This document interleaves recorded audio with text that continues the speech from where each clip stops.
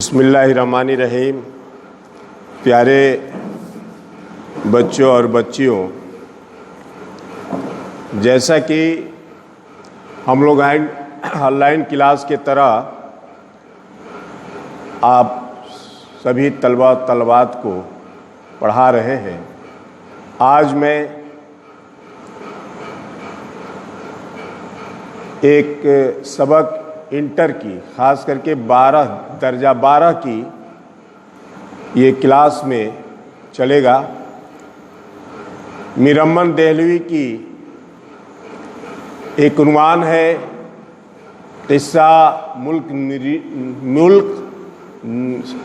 ملک نیم روز کے شہزادے کا۔ یہ بہت ہی مشہور و معروف ان کی سبق ہے۔ میرمن اس سبق کو جو لکھے ہیں باغ و بہار کتاب سے لیا گیا ہے، اور میں آپ کو بتا دوں یہ حضرت امیر خسرو کی مشہور فارسی تصنیف قصہ چہار درویش کا ترجمہ باغ و بہار میں کیا گیا ہے۔ میں اس اقتباس کو پڑھتا ہوں اور پڑھ کر کے اس کو بعد میں تشریح کیا جائے گا۔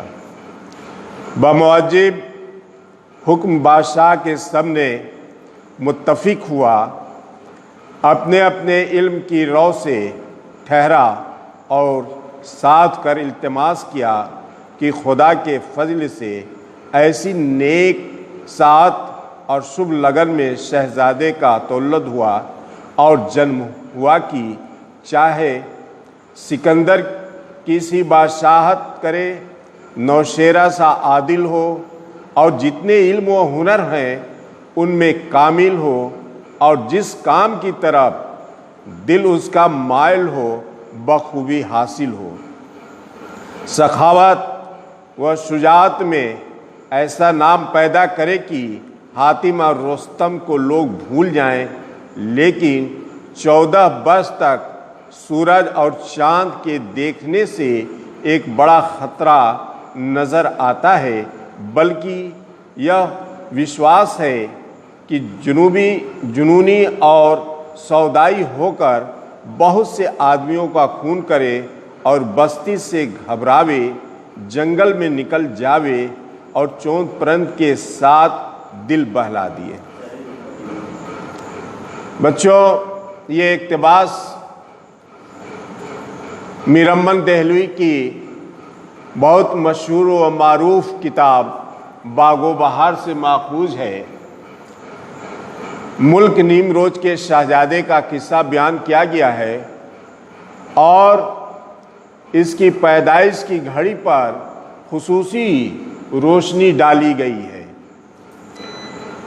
حضرت امیر خسرو کی مشہور فارسی تصنیف قصہ چہار درویش کا آزاد اردو ترجمہ ہے۔ میرمن اس میں تشریح یوں کرتے ہیں کہ بادشاہ کے حکم کے مطابق سبھی نجومیوں اور رمالوں اور جوتشیوں نے اپنے علم کے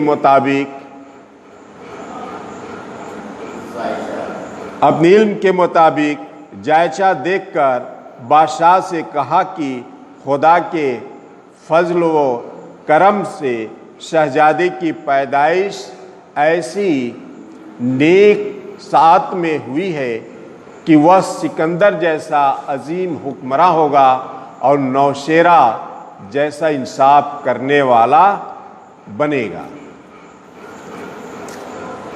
اور جتنے بھی علم و ہنر ہیں وہ ان سب میں کمال حاصل کرے گا۔ وہ جس کام کی طرف مائل ہوگا اس میں کامیاب ہوگا۔ سخاوت اور شجاعت میں حاتم اور رستم کے جیسا ہو جائے گا۔ 14 کی عمر ہونے تک اس کو سورج اور چاند کے دیکھنے سے ایک بڑا خطرہ ہے۔ وسوسہ یہ بھی ہے کہ وہ جنوبی یا پاگل ہو کر लोगों का खून भी कर सकता है। वो बस्ती से घबराएगा, सहरा में निकल जाएगा और चरिंद व परिंद से दिल बहलाने लगेगा। बच्चों, दूसरा इक्तिबास है कि बरस दिन के अरसे में हर्ज मर्ज खींचता हुआ शहर नीमरोज में जा पहुंचा। जितने वहाँ के आदमी हजारी और बाजारी नज़र पड़े, सियाह पोश थे, जैसा अहवाल सुना था आप अपनी आँख से देखा। कई दिनों के बाद चांद रात हुई। पहली तारीख को सारे लोग इस शहर के छोटे बड़े, लड़के बाले उम्रा, बादशाह, औरत, मर्द एक मैदान में जमा हुए। मैं भी अपनी हालत में हैरान व सरगर्दां इस कसरत के साथ अपने माल्क मुल्क से जुदा फ़कीर की सूरत बना खड़ा देखता था। देखिए पर्दे गैब से क्या ज़ाहिर होता है। इतने में जवान गांव सवार मुंह में कब भरे जोश व खरोश करता हुआ जंगल से बाहर निकला। ये आजिज़ जो इतनी मेहनत करके इसके अहवाल दरियाफ्त करने की खातिर गया था, देखते ही उसे हवास बाख्ता होकर हैरा खड़ा रह गया। वो जवान मर्द कदीम कायदे पर जो काम करता था कर कर फिर गया और खिलकत शहर की तरफ मुतवज्जह हुई। जब मुझे होश आया तब मैं यह पछताया कि यह क्या तुझसे हरकत हुई। अब महीने भर फिर राह देखनी पड़ी। लाचार सबके साथ चलाया। इस इक्तिबास में भी उसी तरह से है कि शहजादे का नीमरोज में पहुंचना और वहाँ की कैफियत को बयान किया गया है। ये भी बागो बहार से लिया गया है। हजरत अमीर खुसरू मशहूर तसनीफ का किस्से चहार दरवेश से ही है। इसमें तशरीह ये मीरम्मन ये करते हैं कि एक साल के अरसे में शहजादा किसी तरह शहर नीमरोज में पहुंचा। वहाँ जितने भी लोग उसने देखे सब काले कपड़े पहने हुए थे। जो बातें इस जगह के बारे में सुनी थी वह सब आँखों से देखी। कई दिन बाद चांद रात हुई। इस शहर के सारे लोग मसलन छोटे बड़े, लड़के बाले, अमीर, मर्द, औरत पहली तारीख को एक वसी मैदान में जमा हुई।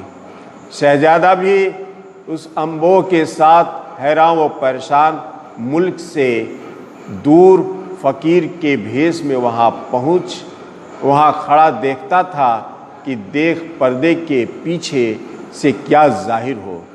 इसी असना में एक जवान गाय पर सवार मुंह में कब भरे बड़े जोश व खरोश के साथ जंगल से बाहर निकला। वह बड़ा आजिज़ होकर बड़ी मेहनत व मशक्क़त से कैफियत जानने के लिए गया। हवास बाख्ता होकर हैरा खड़ा रहा। वह जवान अपने पुराने कायदे के मुताबिक अपना काम अंजाम देकर वापस हो गया और इसी के साथ साथ सब लोग शहर को वापस हो गए। जब शहजादे को